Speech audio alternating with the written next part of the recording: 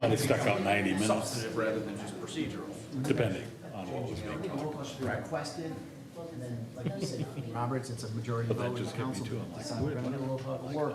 The chair is in doubt. I couldn't tell. Requested. We're gonna kick things Those off. are under Robert's pad. We're gonna call the meeting to order. The clerk will note those in attendance. Thank you. Will you please join me in the Pledge of Allegiance? Pledge allegiance to the flag of the United States of America and to the republic for which it stands, one nation under God, indivisible, with liberty and justice for all. Right. Let's jump right into item 2, approval of the minutes. I noted there was one correction on page 1, the second to last, third to the last sentence, or line rather.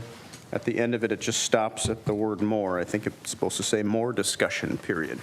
So with that correction, I'd entertain a motion to approve the minutes. So moved. I have a motion and a second. All those in favor of approving the minutes, say aye. Aye. Any opposed? Motion carries. The minutes pass. Moving on to item 2B, minutes of the regular work session from October 18th, 2022. Entertain a motion to approve those minutes. So moved. Motion and a second. All those in favor say aye. Aye. Any opposed? Motion carries. The minutes pass. Moving on to adoption of the agenda. I'll just make one note regarding there are 2 4Fs, and the first 4F should be 4E in the packet, and the second 4F is the correct 4F. So other than that notation, I'd entertain a motion to adopt the agenda. Move to approve. I have a motion and a second. All those in favor of adopting the agenda say aye. Aye. Any opposed? We have an agenda. Moving on to item 4, consent agenda. I'd entertain a motion to adopt the consent agenda. So moved. Second. I have a motion and a second. All those in favor say aye. Aye. Any opposed? Consent agenda is adopted. All right, jumping into item 5A, the biannual police department report. Chief, step up. Mayor and council, thank you for having me tonight. We are here for our second report of the year, and I know that you have a very light agenda, so we're not going to keep you here very long. So it's much shorter than it was in the spring, but if you have questions, please don't hesitate to stop me in the middle of it or ask at the end, or if need be, you can ask me in the coming weeks also. So this slide, the first slide, is our police department staff, and it's a little bit of a repeat from our spring update, but it was just more serving as a reminder to you what we have for staff, or what we're supposed to have for staff, because as others are in the state of Minnesota, we are in a staffing lull, or I don't want to call it a crisis, but it is definitely down. So we have the police chief, 2 captains, 4 sergeants, and then typically 18 patrol officers assigned to regular patrol. And then that, in addition, we have 4 investigators and 2 school resource officers, and then obviously we have our administrative staff and community service officers. So we are authorized for a strength of 31.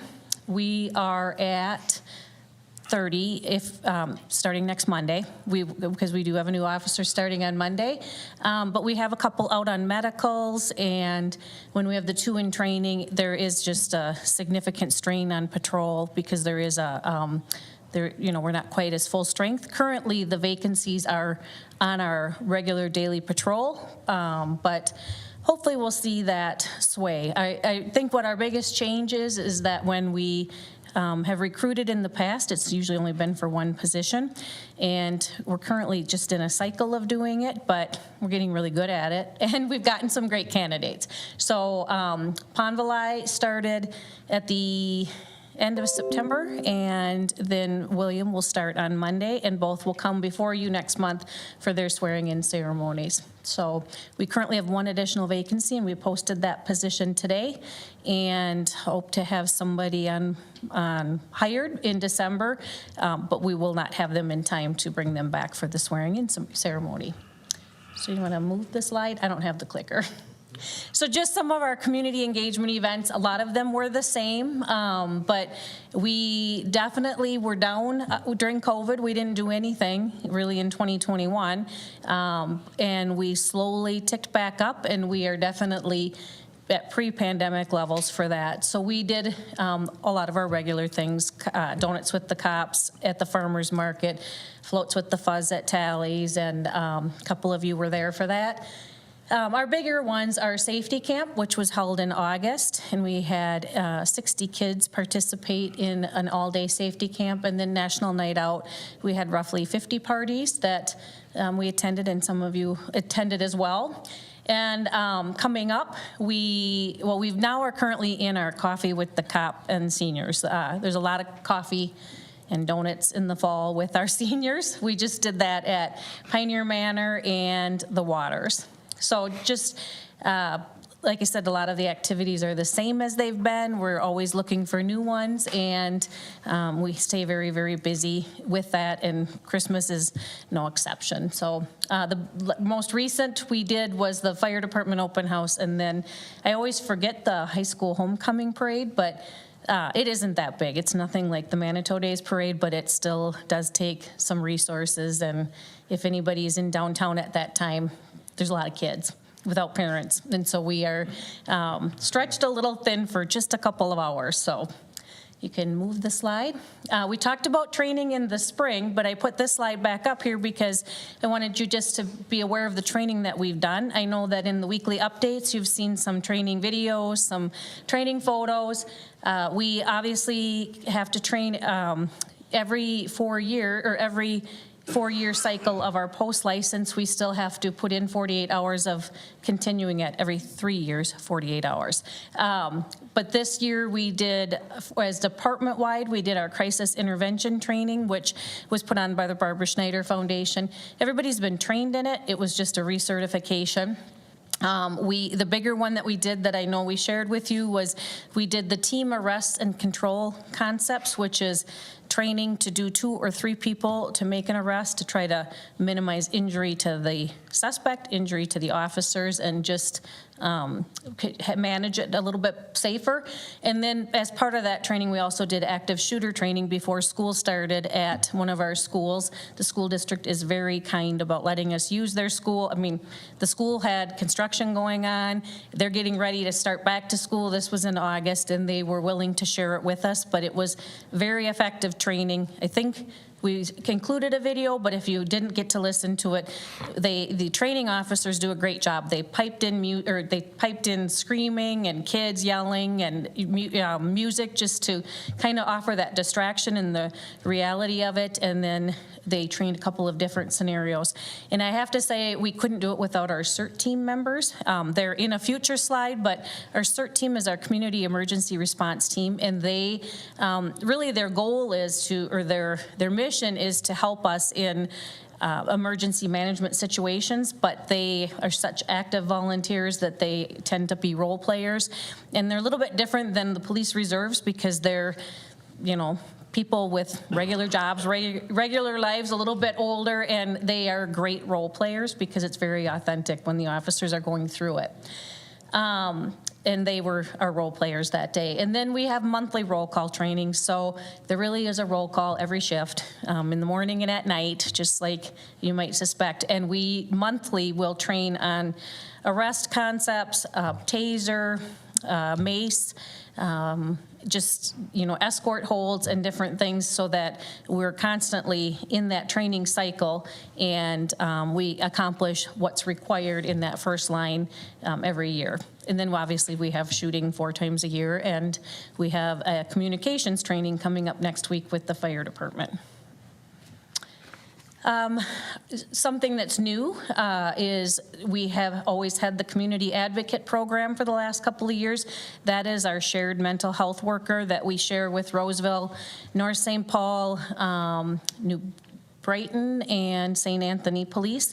But the position kind of was a little bit stagnant with COVID because it made it harder for them to work, and then that person left. So there was a vacancy at the Northeast Youth and Family Services of that position, and a new person started this past week, Joshua Grant, and he's already off and running. We have had a couple of cases that we've been pending for a few weeks and saving up, and he's already tackling them. So if you remember, that's the shared caseworker when we have our frequent calls for service to certain people or certain houses, they don't always want to talk to the police, and that person can sometimes be that liaison. So they don't obviously go before us. They come after us as a referral, and we've used them for people in crisis, people suffering from mental health, down to dementia patients who keep leaving their home and the family hasn't maybe put them into an assisted facility. So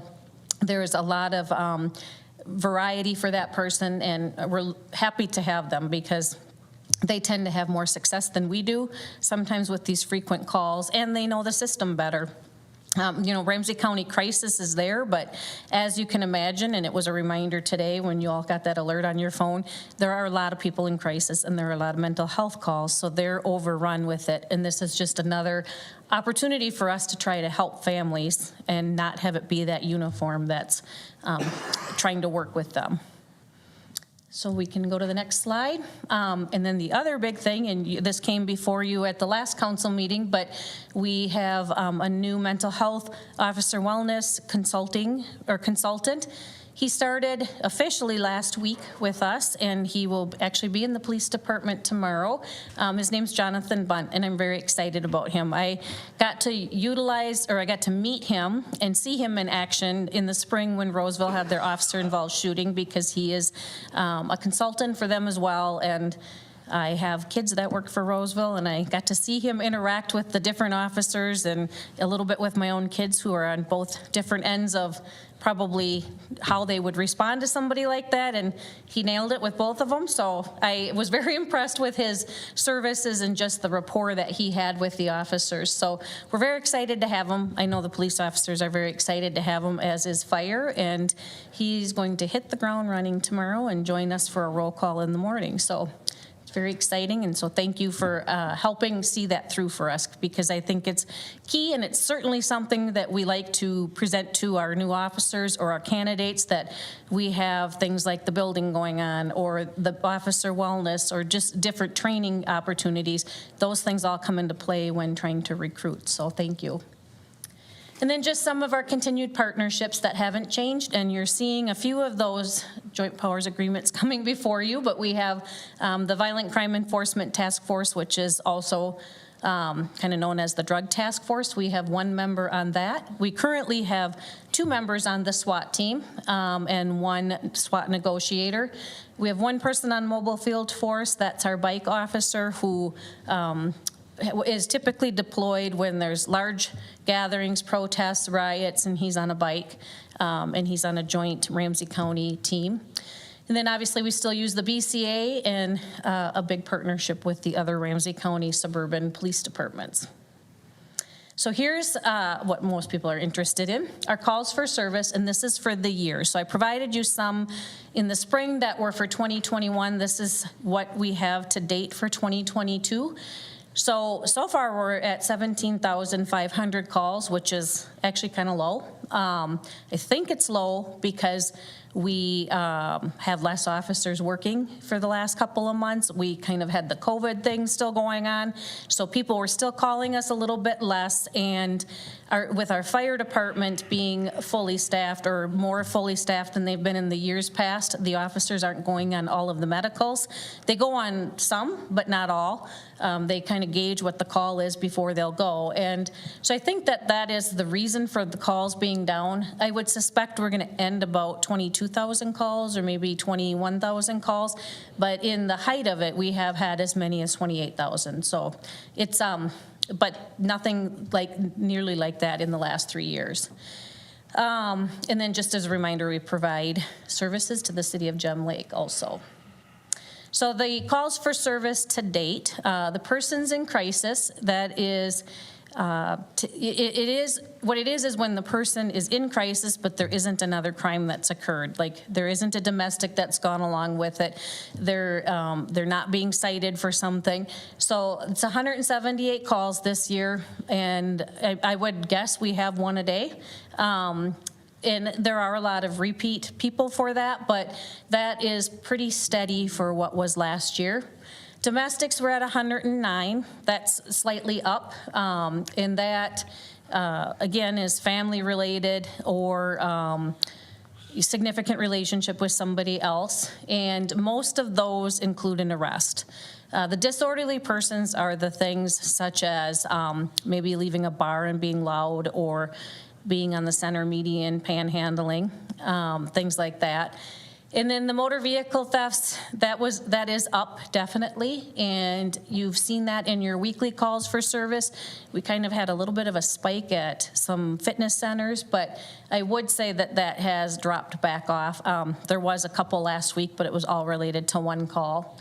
And then assaults or thefts from auto is almost 100, and that also is probably pretty consistent, and you see those in your weekly updates, and a lot of them are catalytic converters. But for as many catalytic converter thefts that we have people stealing purses, bags, anything that they can see in a car. Assaults is pretty even from the years past, and just as a reminder, the assaults of 63 calls is not domestic assaults. So those are maybe two friends fighting, somebody, if they were randomly walking down the street and got assaulted, which does not happen very often, but has occasionally happened, that's what an assault is categorized as. We had 17 overdoses, 14 were not fatal, and 3 were fatal, which is exactly about where it was last year. And just as a reminder, we do carry Narcan, and they use it quite often, and I think we'd have 17 fatals if we didn't have Narcan. So I am happy that we're able to do that. That's been only about a year and a half that we've been doing that. And then the bigger one is the traffic stops. So far in 2022, we've made 3,038 traffic stops. 1,800 of them got warnings, 1,100 were citations, and then 73 of them were DWI arrests. And there has been a little bit of an uptick in crashes with DWIs. So the DWIs is pretty average for what we've had the last few years. Our bars are not open like they used to be, and I was at downtown a couple weeks ago on a Saturday night, and one of our very popular bars their last call was at 9:30 on a Saturday night, so that's why I'm sure our DWIs are down. And then all of our data is published to the city website. And then I kept the slide in there about the Civil Service Commission just to talk a little bit about the hiring. So as you know that we have that established in charter, they oversee the employment, promotion, discharge of officers, and really what the service that they've provided basically in the 8.5 years that I've been the chief is to oversee our hiring processes. And there were some times I never would see them in the year. Now I see them every month. So they're very, very busy and active. We have met 3 times in the last few months to start hiring processes. So we meet with them to explain the hiring process, then we do the hiring process, and then we bring the list back to them to show where everybody ranked, and just to keep the integrity and transparency into the process, and they certify the list, and then we start hiring from that. And you gotta be quick right now, because you can have a list and in a week it's not valid anymore. So if there's somebody on there, you gotta grab them and get them on board. And again, it's the 3 members that are appointed by the mayor. And then just our volunteer groups have all picked up their activities again. We are currently at 15 reserves, and they volunteer about 2,000 hours a year. And there's something new for us. It was done back in the day, but we have a couple of young officers that to train them in a little bit quicker, put them through at a reserve academy in September. So they were able to provide training to everybody at once for a couple of weeks, and then had a little party for them at the end. But that sped up the training process for them, because we were down to like 5 or 6 reserves at that point. And again, the reserves are a great feeder process into our CSO program and also into becoming officers. I was explaining to the new officer that's starting next week about one of the shifts, and I'm like, oh, you know what, they all worked here at one point. They were all either reserves or CSOs. So one of our night shifts, basically everybody worked here before or volunteered here before they were an officer. The CERT team, we held an academy in April and got some new members, and I've talked a little bit about their involvement, but they're there to help us with absolutely anything that we need, whether it be a search for evidence or staffing the green tents at Market Fest. They just are a huge help to us. Triad is our senior citizen group. They meet monthly, and it's a joint partnership with the Sheriff's Department and the Senior Center in White Bear Lake PD. They're also very involved, and they are pretty excited at this time of year because they get ready for Christmas and have a little Christmas lunch for police and fire, which is a lot of fun. And then our Citizens Police Academy is in its 4th week, and they did traffic stops this week, and it's a great group. There's about 12 of them, and it's pretty fun to watch them go through it and get to learn about the police department. That's changed a little bit this year. Sergeant Tuma is overseeing it, and he did a great job of including almost every member of the police department to provide some sort of instruction to the Citizens Police Academy, so they get to meet everybody at some point, which is a lot of fun. And that's it. Thank you, Chief. Thank you. I don't know if anybody's got questions. I have one quick question, and then I'll open up to the council. So of the 80 vehicle thefts that we've had, have any of them been where the victim was present, or so-called carjacking? No, not that I can remember. No, I don't think so. Okay. So most of ours have been that somebody's keys were taken from a locker at a gym, or they left their car running, or they've just simply been stolen because they were Hyundais or Kias. But not that there haven't been any carjackings that I can think of. Okay. So there might have been, there's one that I'm thinking that they might have been present, but not in the car. Okay. Like in an apartment parking lot. But of the things you hear on the news of actual carjackings, we're at least lucky in that regard, where it's a property crime and not a potentially dangerous situation If you for a could knock person. on wood, that would be helpful. Thank you. Council, any questions for Chief Swanson? Councilmember Edberg. Thank you, Mr. Mayor. Chief, I've got 2. So I'm looking at your data, and 17,500 calls year to date, roughly 450 a week, or about 60 calls a day. I'm trying to picture what 60 calls a day looks like. Diving down a little deeper, you gave us a breakdown of domestics and other assaults, and totaled about 1,000. And then the traffic stops were about 3,000, but there's still another 13,000 out there somewhere. What's the other 13,000 calls for service? Well, a lot of them are like self-initiated field activity, so they're called proactive police patrol. So they're going through a park, or they're going through an apartment complex parking lot. There's a lot of assist citizens where people just have a question for the police. There's frauds, thefts. So there's, theft from vehicles, but then there's thefts, like theft from a bank account, theft from their mailbox. You're starting to see it in the last few weeks, more of the charges that are coming from these cases, because I've been able to track them a little bit easier. But our biggest calls for service are thefts, like damage to property, assist citizens, medicals, and then just, like I said, random calls. Okay. Not too many significant. I would say that we have a low level of significant calls. There's some big ones, and they take up a lot of resources and a lot of time, but that's not the norm every day. But, our day shift is probably busier than the night shift, but the night shift has more intense calls at times. Although I'm not saying day shift doesn't, because they sure do. Right. But there's also a little bit more resources during the day. Even though all of the shifts are running a little bit short, there's more resources because our school resource officers are here, our investigators are here, and admin's here. So my second question tries to put some of that in context.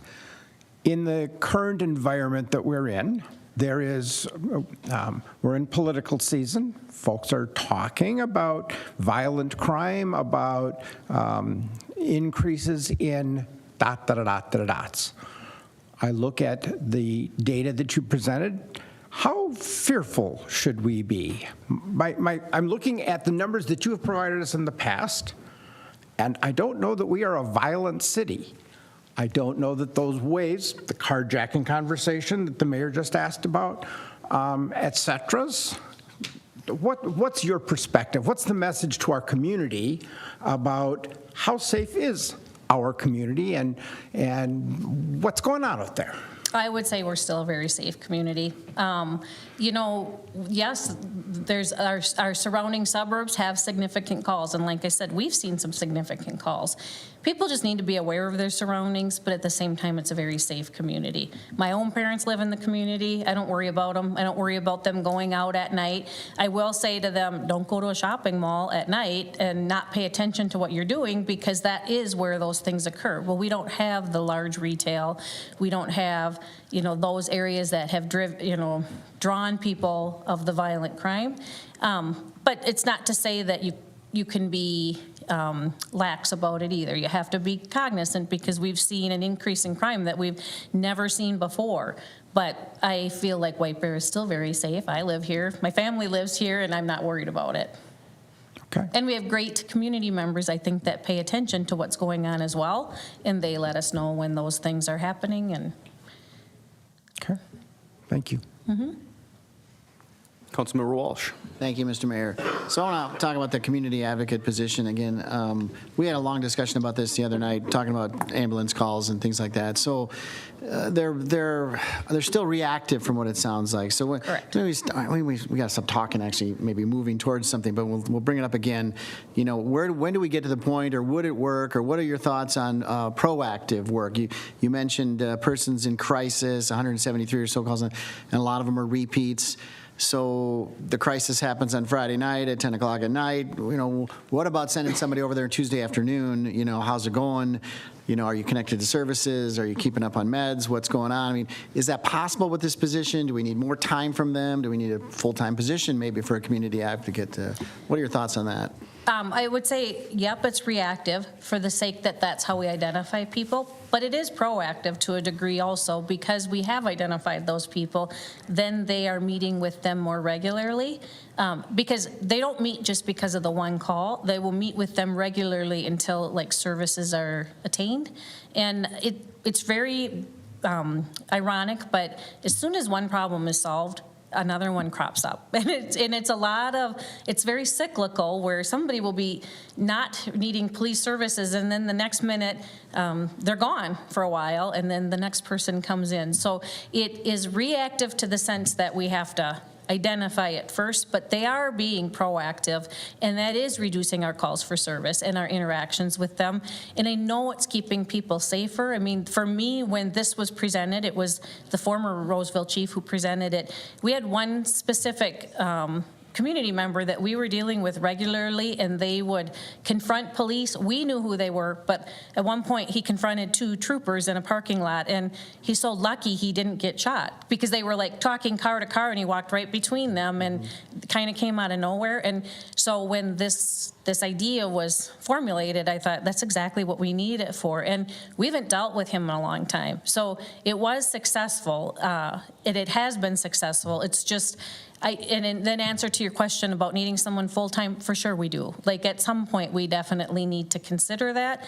I think there's a lot of resources that need to be, done throughout the city, but that should be something on the minds.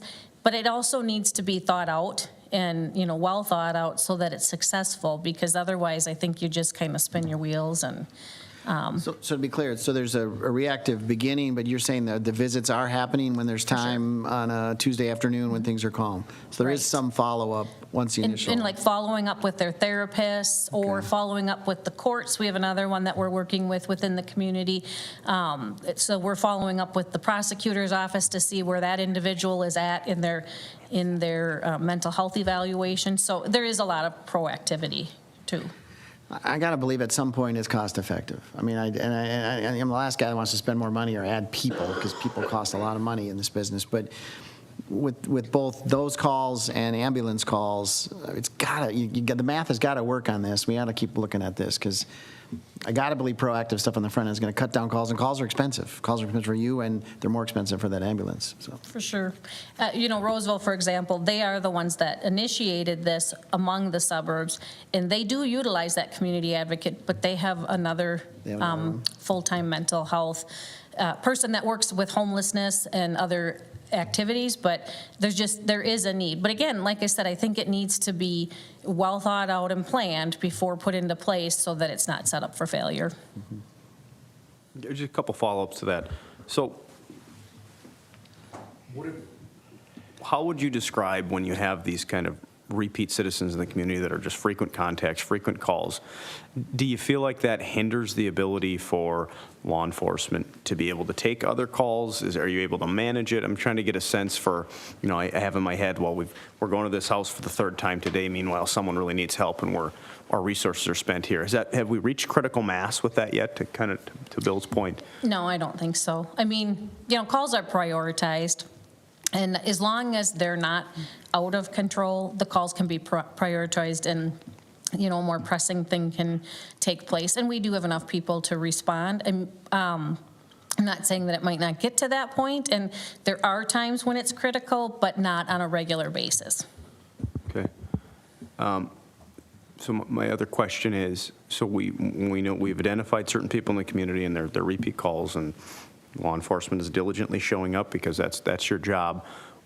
What solves it? Is it a person getting back on their medication? Are they being incarcerated? Do they die? I mean, without being grim, and it ends at some point. What do you think ends that frequent contact? All those things. I mean, I think it's the most common thing to end it is usually somebody going back on their medication or going back into therapy or getting help, like additional help. The goal behind this program is to not put people in jail, and the jails are full. They are completely full, not taking misdemeanors and not taking out of county warrants because they're so full. And that's not our goal. That's why we have the community advocate, because we don't want to incarcerate people that have mental health issues unless it becomes significant. And again, you heard about it today. It happened in another community, and we don't want that to happen. But usually the success is the medication, treatment, and follow up with a therapist. But there are other things that sometimes come into play. Sometimes they just leave the community for a while, or they go and they get put into a hospital for a while, and then they come back, and sometimes they're great, and sometimes they're great for a while, and then things happen again. Sure. So I guess my ask would be to come full circle on both those questions. I'd be particularly interested to know, when does it reach critical mass, where it is like, wow, our resources have gotten to a tipping point where other more classic law enforcement calls are being not neglected, but suffering in response time as a result of that. And then if it is really the contact of getting back on their medication, seeing their therapist, if that's sort of the secret sauce, maybe a position like that can sort of fill that void so that we have better resources. So again, that'd be my ask, is just keep us plugged in to if and when we get to that tipping point, because I wouldn't be opposed to that. I think you're right. There might be an economic argument for why that actually makes more sense. It's not just a drain on the city's budget. Let's just hire another employee. There's a way to actually to make sense. So. For sure. And I think it is, something to certainly put on the front burner. But don't forget that the police probably still have to go. You know what I mean? Like they're not police officers, and so at some point it's still gonna bring in police, but that's okay. Sure. Because that connection might be made a little sooner than what the connection's being made with a community advocate at Northeast Youth and Family Services, because we're sharing them, and they have other caseloads. So and there's a lot to be said when the person's right in your building and there's communication with them on a daily basis, and they're going on the calls with the officers. I mean, they can do that, but I think the reality is we'd probably never leave them alone anyways. But again, there's a purpose to be served. Sure. So definitely we'll keep you posted. Councilmember Edberg. Thank you, Mayor. So expanding on the mayor's request, I know that our police force is authorized for 31 sworn officers. I'm trying to remember how many months of the last, 24, when we've actually had 31 officers in place on the job. This is not a statistical kind of review, but reflecting on folks that are out for health reasons, folks that are transitioning to new employment, et cetera, et cetera. My sense is that we don't have an effective force of 31, and it's probably in the high 20s most weeks. Am I crazy in that? No, I've been chief 8.5 years, and we probably haven't been full strength more than a couple of times. It's just, I don't know, it's the nature of the job. We for sure have had people out, and when they're out on a medical, we can't replace them because obviously we're working for them to get better. But it's not unusual, and now it's just not going to happen because there's 170 job postings on the Post Board website today, and some of them are looking for 200 police officers, but there's roughly 120 coming out of school every semester, so we're not going to catch up. But it's going to take a while. I guess so. Expanding on the mayor's request, I'm sensitive to, do we need to, at a future time, when do we need to look at some changes in how we staff and how many we allocate? And I don't know that it's time at the moment. I'm not hearing you stamp your feet and pound on the podium and say we need blah blah, fill in the blank. But I wouldn't. My sense is that there are days when we're not far from that. And so it's like, I think that's a dynamic that we as a council should be aware of. Obviously, city manager, you are the one that has to balance all of that stuff. But I don't hear our community saying we want less. And I don't know that we are making the job easier for those that are doing the job. So it's like, I don't know. I look to wiser people than myself to try and come back with a discussion on what that looks like. It's probably a discussion for longer than today. Yep. But when you talk about the job being easier, no, it's not an easy job, but I will say the city and the council and the administration have done a great job of equipping officers, giving them the appropriate equipment, the mental health resources, the support. I mean, they feel very supported by the council. So those things are great. Obviously, everybody would love to have more help. No matter what job you're in, everybody needs more help. So we would certainly never turn that down. But I don't want to underestimate that the support and the opportunities that are given to us. I mean, we feel very supported by our community, by the council, by the city, and we have great equipment. And we're looking towards that in the future here as well. So thank you for that. Thank you. Councilmember Walsh. Sorry, just two more things. I'm sorry. This is a great topic, and just first of all, I don't want to portray this the community advocate position as a fiscal thing. It is a fiscal thing. I'm saying we can make it cost effective, but I like to think of this as, we're not a very big town. We got 25,000 people. 24,800 of us don't need much help, and we're doing okay. About 200 or whatever the number is, from the persons in crisis or ambulance rides, need extra help from the rest of us. And so if we can be proactive and provide that better care as a community, that's kind of the goal. And then I think, judging by our system, we're just reacting and showing up in crisis. That's not good for them, and it's not good for us. So I didn't want to come across as, we got to save money. The other thing, just a quick customer service good story. I heard a very long story about a confrontation between dogs, and then that subsequent confrontation between humans, and then a White Bear police officer having to adjudicate that. And nothing but good about the job. I don't know who the officer was, but nothing but good about the officer in the situation, because it was nuts.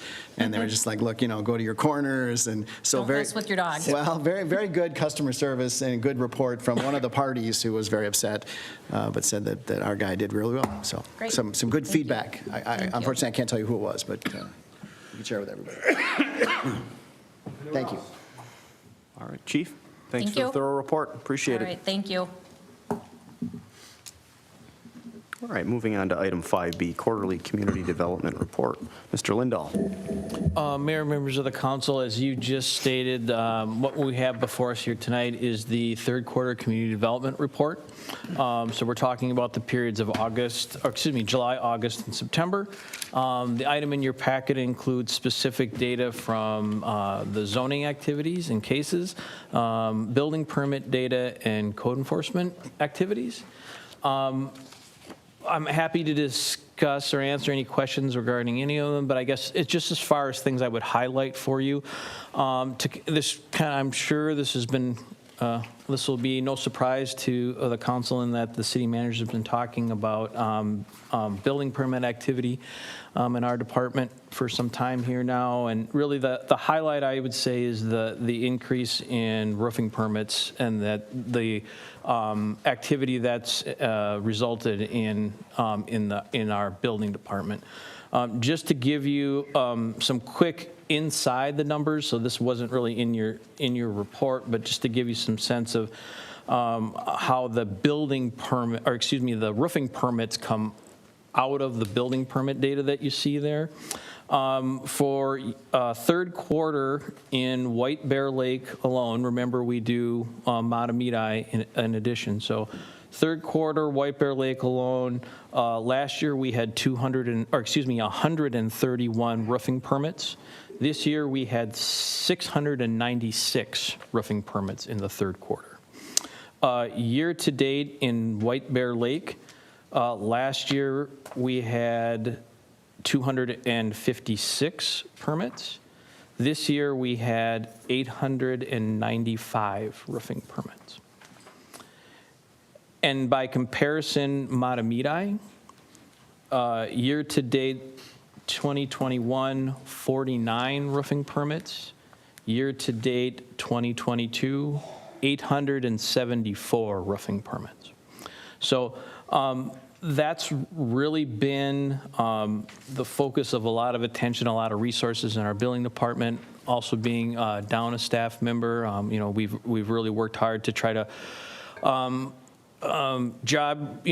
cross-train, job share, have backup with people, and so we're trying to stay on top of this and maintain the level of service that the community has been used to from our department and the city.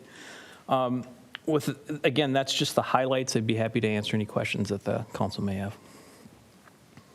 Council, any questions? Councilmember Edberg. One comment, one question. I'll throw the question and you can answer that later. So we are seeing a reduced level of permits coming as the wave of school construction and other things. Now we've had the roofs. Does any of this create a financial challenge for us? Did we accurately project what our revenues might be? How are we playing, and does any of that materially affect our revenue projections? So comment was, I would appreciate a bulleted cover memo from you pointing us to what we should be looking at in the several pages worth of data. Not a whole lot of narrative, but it's like you have a sense of context, or you and your colleagues, your staff, have a sense of context for the numbers that I don't feel confident that I have. So pointers to, here are things that we are concerned about, here are things that we are, or it's just news, whatever. Anyway, I'd welcome that kind of perspective. Mayor, members of the council, I'll start with your second comment first. That's actually very helpful to me. It's good to hear feedback from me, from the council as we present this to you, so we know kind of what interests you, what focus you'd like us to have for you. So please keep those questions coming, and I can certainly try to make sure I pull out some more kind of high-level highlights as we prepare future reports for you. And I walked over my appreciation for the amount of time, the detail that is provided, the effort that goes into capturing data. Mm-hmm. This is more comprehensive than I recall receiving in prior years. Mm-hmm. So this is like 2 steps up. So thank you for that. Mm-hmm. And to kind of answer your first question then here second, as I think we're still within the ballpark of those projections, and I would maybe defer to city manager on that a little bit, but I think we're still within the range of the things we've projected for. So. Okay. Mr. Mayor, Councilmember Edberg, I'm next on the agenda, and one of my bullet points was that our license and permits revenue are extremely high. Part of that is because the school district is finishing out their projects, so some of that's permits, but the revenue that we're seeing from the roofing permits is also in there too. So when we look at that line item, we are over budget for that, so.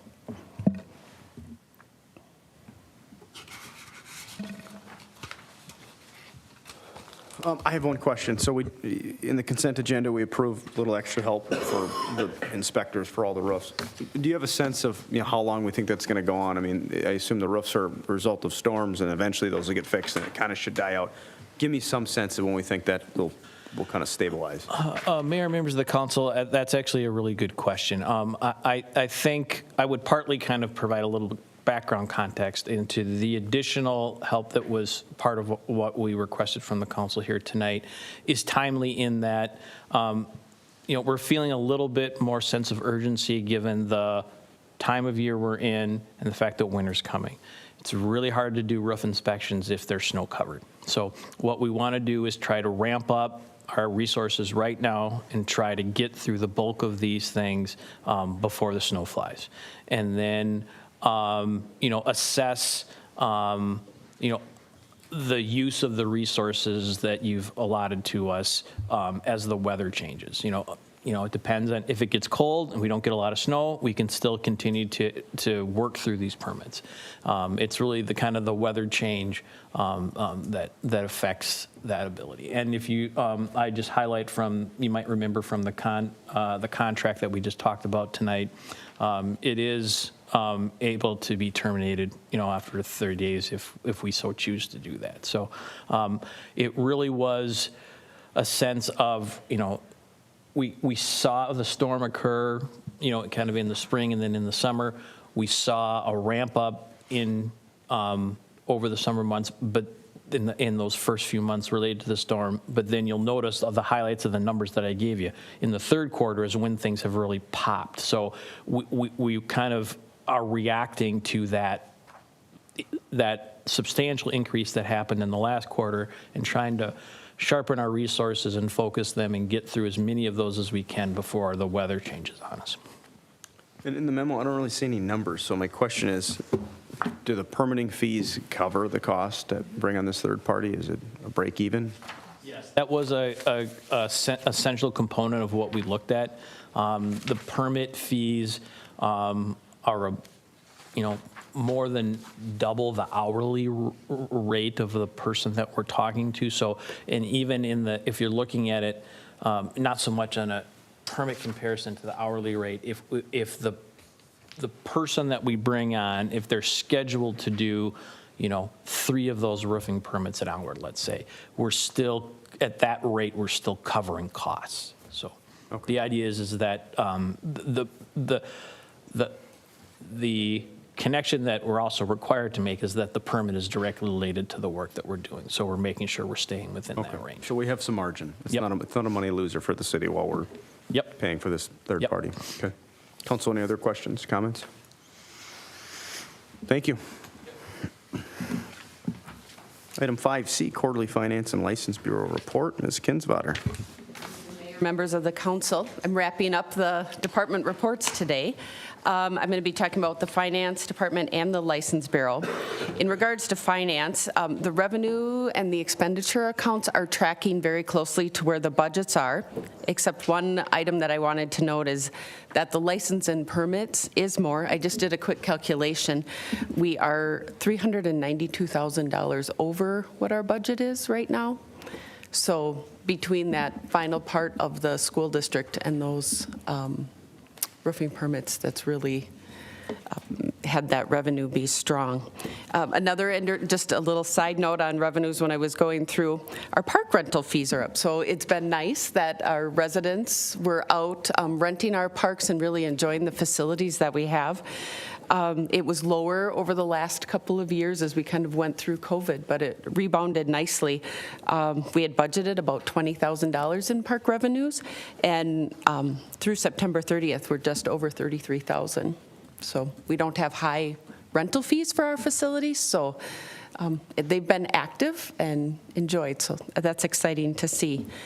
I can answer any questions at the end if you have about finance. That's the highlights I wanted to give you. Looking at the License Bureau activities, the License Bureau continues to be extremely busy helping customers, mainly focused on driver's license renewals and applications for the real enhanced IDs right now.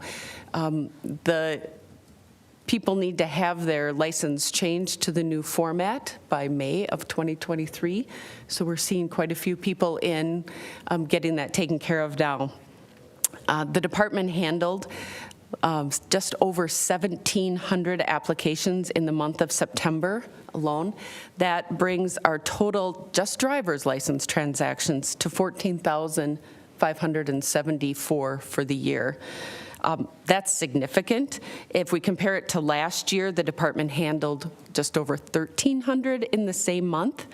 If we look at the year-to-date, it's very skewed because last year we were closed for part of the year to appointment only, and so that really limited how many customers we could help because they were on a very set schedule.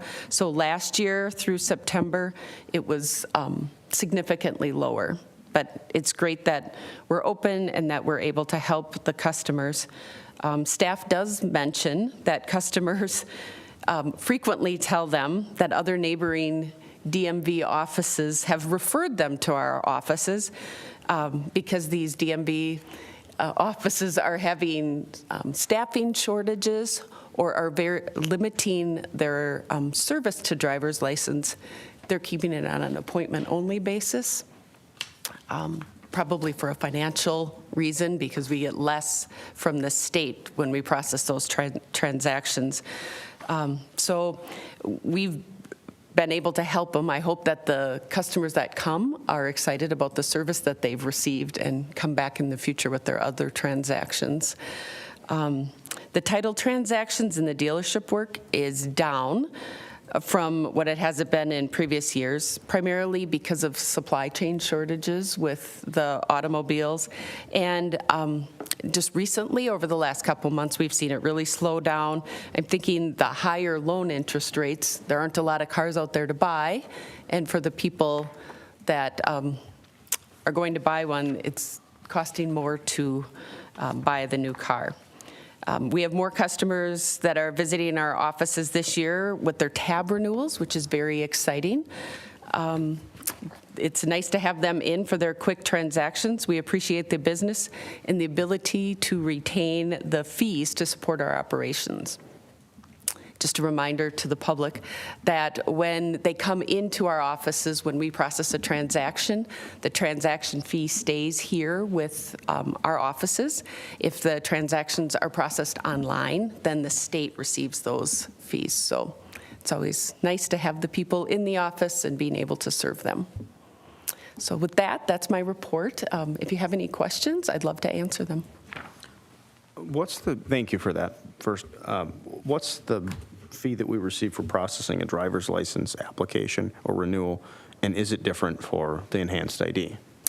Mr. Mayor, members of the council, the fee that we receive is $8, and the fee has not changed through the time. So it was when they had the just standard IDs years ago, we received $8. With the implementation of the new software systems through the state, our agency now does more work. We are updating their system real time so any user can see that information. And the transactions are taking longer, but we still only get the $8 per transaction.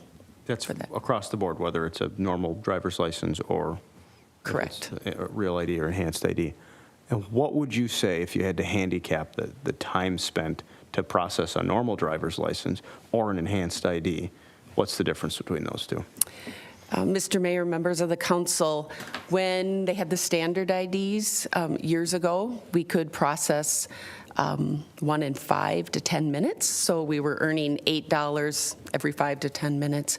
With the real and enhanced IDs, when we first started processing them, they were taking about 45 minutes. Our staff, through processing them, and has helped reduce that time.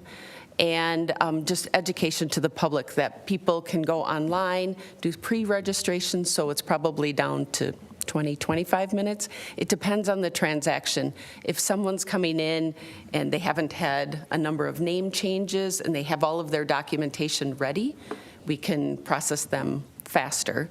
If people don't have all of their documentation, or if there are quite a few things that they need to reference and check, then that's going to take longer. But it's still just the $8. Mm-hmm. Joe, it's fair to say, and I know I'm just preaching to the choir, I just want it to be on the record, if you're processing maybe 2.2 an hour at $8 a throw, it's hard to monetize that when you factor in the labor costs for just a modest salary and the benefits package that goes with it. Fair statement. Fair statement. And equipment. Councilmember Jones. Following up on that, so I took the time to take me and my senior citizen mother and go get real IDs. And we came down to it was 22 minutes to process 2. But we were spot on. I had come in, had said, okay, I've got this, this, and this. We had everything ready to go. It was lined up. I had pre-filled out the application. So here's what we went quickly. But that's only because the License Bureau of the advice that I got here verbally and online and being ready, with the catch that, oh, by the way, your mom needs her birth certificate because whatever the loop is that wasn't quite clear online, which is not the city's website. But if there was a problem, I can't imagine what the staff goes through. I mean, to sit there and watch them document, do all they had to do to process that real ID, and I can't imagine if a customer, and I'm sure there are many more than there were pre-2020, of just, I'm a crappy person, I'm going to make your day crappy because that's what I'm going to do today, because I didn't do the right thing. I can't imagine how much stress that adds to, and the time factor that adds to sitting there arguing and it's their fault, not the state's, not the person presenting it. So I really appreciated it. They treated me horribly. They treated my mom great, so I would really like that. So. Thank you, Mr. Mayor. Anyone else on the council? And they Questions? were right to do so, by the way. Right. I'm sure you deserved it. There's no doubt in anyone's mind on that, Mr. Jones. I'm just kidding. Any other questions or comments? Thank you.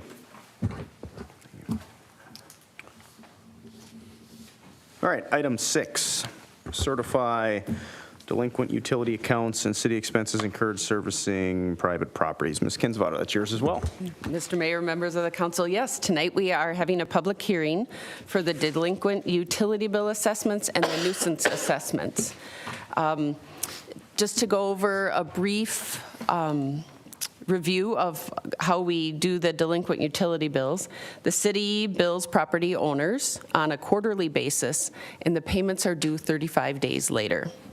Each year, we go through the accounts and pull a report that has accounts with delinquent charges that are beyond 30 days overdue as of June 1st. And when we go through that, then we send notices out to each of these property addresses saying that they have delinquent amounts on their utility bill. If they are not paid before we do the certification, then they will be certified to their accounts. They're also referenced in the letter that if they would like to discuss their delinquent account with the council, that they can come to the public hearing.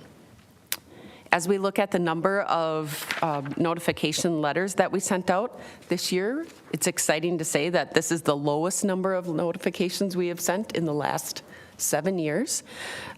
So the people, by looking at that way, people are paying their bills and staying more current. Just under half of the accounts receiving these notices in the beginning of September were brought current. So the property owners made a payment to the city and brought it current. When people do call to discuss their delinquent account with our utility billing staff person, the staff person refers the residents to Ramsey County to seek available help through their services.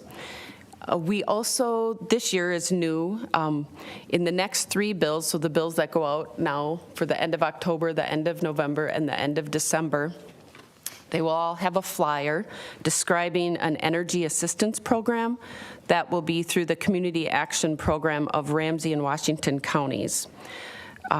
This will be sent out to everyone so that they, when they open their bill, if they don't take the time to call us, they at least have the information in their hands so that they can call for assistance. And we also post information on our social media accounts to remind people that there are services available to help pay their utility bills.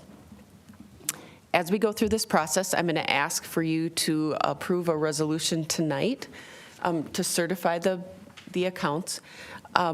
We're still accepting payments through the 18th of November. So what you approve tonight, if someone still makes a payment, the 18th has to be a cutoff. The county has a new property tax system, and they cannot be lenient on taking any late payments. So there's a process we need to go through to get the data ready to send to the county. So we just need that time between the 18th so we can get it well before the end of November. 3 residents did reach out and sent letters concerning their accounts. And in my memo, that there was a brief kind of description on all 3 accounts and a recommendation that I had given of how I would handle the accounts. That's up to the council to decide if you'd like to follow our recommendations. So that was the utility billing side. As we look at the nuisance assessment side, there are properties that it's typically tree removal or lawn care that are not getting done during the year, and so through our code enforcement, the city pays for the services to be completed, and then we bill the residents. When this happens, typically the residents will pay the bills. It always comes down to just a few that don't get paid at the end of the year. These properties were also notified about their payments would be certified to taxes if they did not make the payments to the city. So there are 6 invoices that remain unpaid for the year. The total of the 6 properties is $1,359. The city will also accept payments on these invoices through November 18th. So with that, I'm asking the City Council to approve 2 separate resolutions. The first one is for the delinquent utility account assessments with the accepting the recommendations for the 3 accounts. The second resolution is to accept the nuisance assessment to recover the city's expenses from those property owners. Thank you, Ms. Kinsvater. This is a public hearing, and I will now open it up for anyone who wants to speak. I will note that on my sheet I have nobody that signed up, and I'm fairly certain nobody wants to speak to this issue. Going once, going twice, I will close the public hearing and bring it back to the council. I just have one question before we jump into any discussion, if there is any. So I'd be inclined to follow what the recommendations are, which it sounds like we're granting one resident who's at 2204 Gardenet Drive North some leniency on this because they're the only ones that have made a good faith effort to make a partial payment, and they've committed to a payment plan, and we're confident that they will pay, knowing that worst case scenario, we can pick them up in 2023 if for some reason they renege on that. The question I have, and this is maybe for our city attorney as well, my read of the resolution just says we're going to certify all that are currently on that list, and it doesn't give us the flexibility. So if we're reading the current resolution to follow the staff recommendation, which is to exclude that one, then I don't think anything needs to be done. If it's the will of the council to exclude that one staff recommendation from the list, then I think we need to monkey with the resolution a little bit. Is that a fair analysis? Mr. Mayor, yes, it's certainly not unusual when things come up where staff wants to look more carefully at something, or if something's been worked out, you can just identify that essentially they're taking off that list for now, and then when the resolution passes, the list that's being adopted is essentially excludes them from the certification.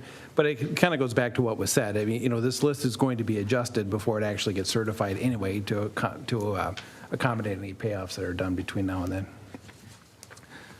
So I'll ask the pointed question. Does this current resolution give the city staff the flexibility to amend that list a little bit?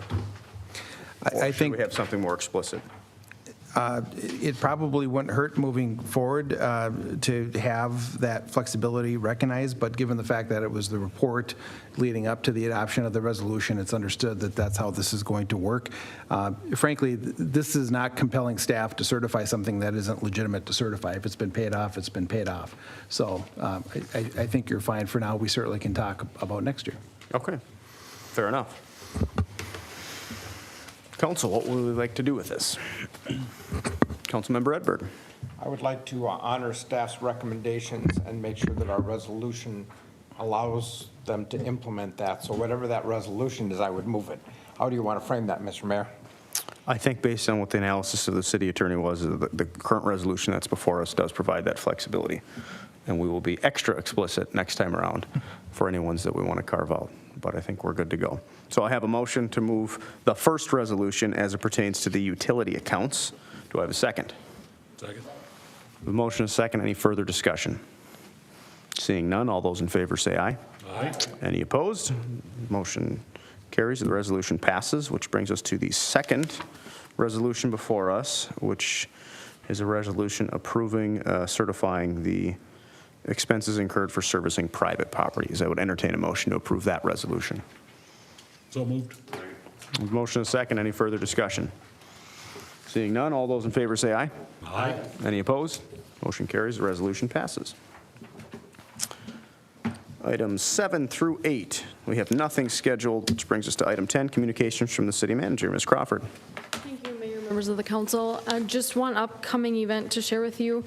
Tomorrow, I believe, tomorrow, from 6:30 to 8:30 p.m. is the County Road E Corridor Study Community Meeting Workshop 4. So this is where the recommendations from the report will be analyzed prior to them being submitted to the cities and private partners in consideration. So I invite everybody to attend that. And then we did receive our parks garbage truck. There are a couple of pictures of it minus our decal. The actual cost came in at just over $155,000.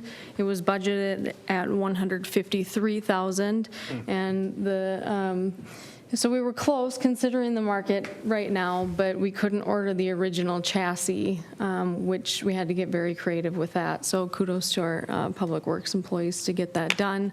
So I have it outside, but it's currently taken apart right now to put some lighting in it. So just wanted to share that with you.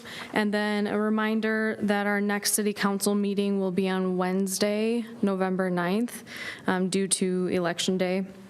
And then also wanted to just give staff kudos. You received 3 department reports tonight, and I continue to be so impressed with all of our employees. And just we have a lot of public-facing departments, and I have received probably 3 complaints about our employees in the almost year that I have been here, which includes, police, fire, and license bureau. So specifically our license bureau, they're so positive with everything that they have to deal with, and being in the same building as them.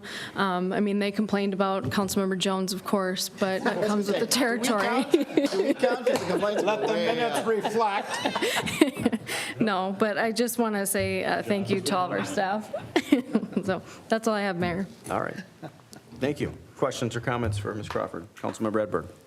So just looking at numbers, in our fire or our ambulance report, I don't think the residents of the city have the foggiest clue that there are 5,000 runs a year for ambulance service, calls and to the fire department. 17,500 to date, 20 to 21,000 police activities, though, okay, so a lot of that is other stuff, and then things like just the big numbers. I don't think anybody has a clue, of how much work is actually done on their behalf with their taxes. And I think that those are some numbers that we try and send a message, because it gives a sense of scale. Mm-hmm.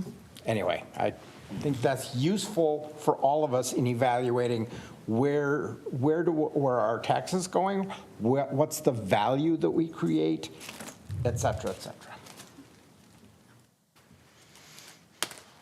Council, any other comments? All right. Seeing none, I'd entertain a motion to adjourn. Second?